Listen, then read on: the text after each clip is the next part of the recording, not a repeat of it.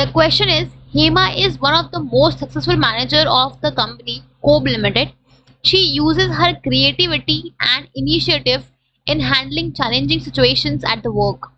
The knowledge she gained by her during her student days are re-owned management at a re-owned management institute, as well as through her observation and experience over years, is applied by Hema in a skillful manner in the context of the realities of a given situation.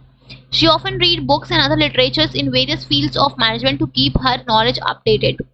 An aspect of nature of management is being highlighted in the above description. Identify the aspect and explain any three features of the aspects identified in part 1. तो यहाँ पे question क्या बोल रहा है कि जो हेमा है कि ये बेसिकली आपका केस वाला क्वेश्चन है, ठीक है। तो इसमें क्वेश्चन क्या बोल रहा है आपका कि जो हेमा है वो एक बहुत ही सक्सेसफुल मैनेजर है, जस्ट अ सेकंड, ठीक है। वो एक बहुत ही सक्सेसफुल मैनेजर है अपनी कंपनी में। उसकी कंपनी का नाम क्या है? कोब लिमिटेड, ठीक है। वो क्या करती है? She uses her creativity and initiative in handling challenging situations. वो अपनी क्रिएटिविटी को यूज करती है, अपनी इनिशिएटिव को यूज करती है किसी भी सिचुएशन को हैंडल करने के लिए, या अपने काम में जो भी उसकी चैलेंजिंग सिचुएशंस होते हैं उसको हैंडल करने के लिए वो क्रिएटिव और इनिशिएटिव तरीके से उस सिचुएशन को हैंडल करती है, ठीक है।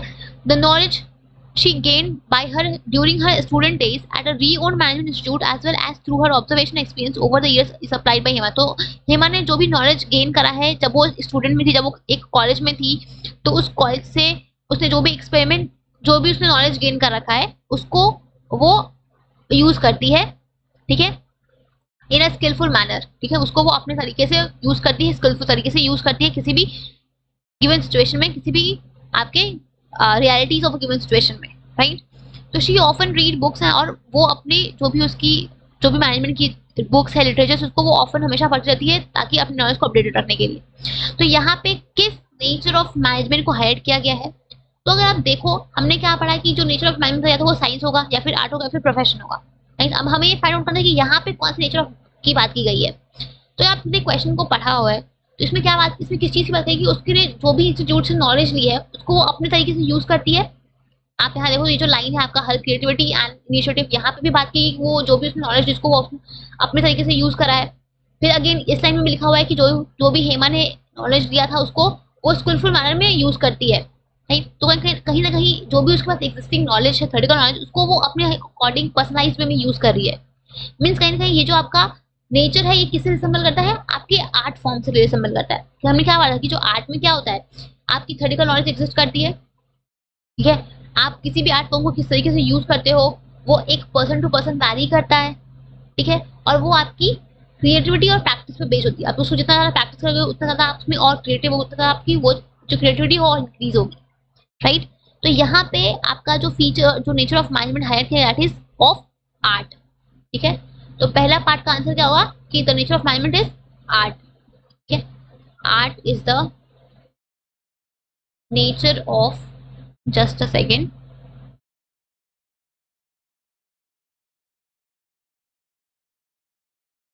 यहाँ पे आप देख लो नंबर 1 का आंसर क्या है? The nature of management highlighted in the above case is management as an art, ठीक है। आपको आंसर इस फॉर्म में लिखना है, राइट। अब आते हैं second part of the question पे। Second part of the question क्या है कि explain in 3 features of the aspect identified in part 1। तो पार्ट 1 में हमने क्या आइडेंटिफाई किया था कि मैनेजमेंट क्या है? एक आर्ट है। अब हमें इसके 3 फीचर्स बताने हैं। तो the three features are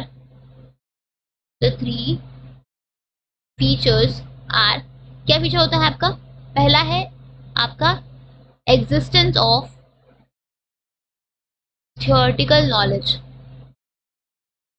ठीक है। कि जो भी आपके मैनेजमेंट, जो भी आपके आर्ट होती है उसमें थियोरेटिकल नॉलेज एग्जिस्ट करती है। सिमिलरली मैनेजमेंट में भी क्या होती है? एक थियोरेटिकल नॉलेज एग्जिस्ट करती है। मैनेजमेंट की अपनी थ्योरीज है, प्रिंसिपल्स है, ठीक है, जहाँ से एक इंस्टीट्यूशन से जहाँ से आप थियोरेटिकल नॉलेज को गेन कर सकते हो, राइट।